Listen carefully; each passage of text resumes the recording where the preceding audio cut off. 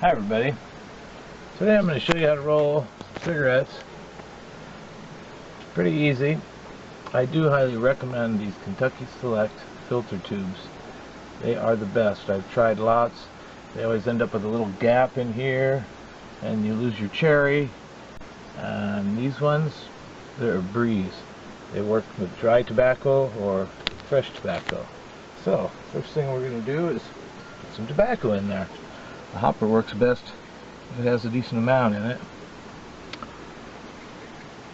Just push it down gently. Got it? Flick it down. Bam, cigarette. That one does have a little gap. I like to go pack them a little bit, and that's perfect. One more. There we go. That one's done. I just pile them up, then I pack each one separately when I'm done. See if I can hold this and do this again.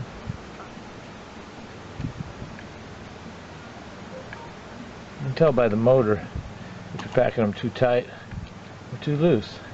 It goes ring. It's not enough. If it strains, you're packing it too tight.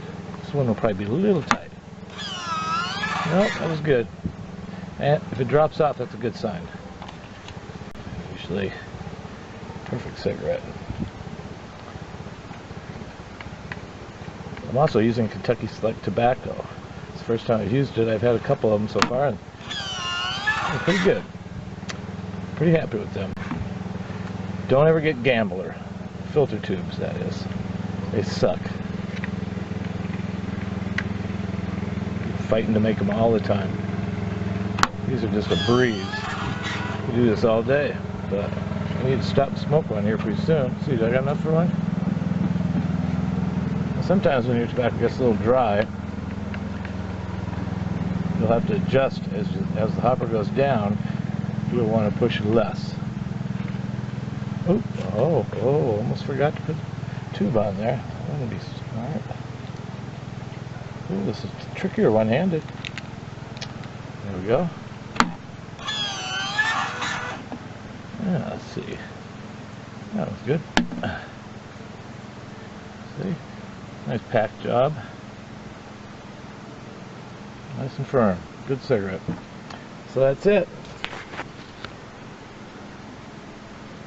Easy peasy. Enjoy.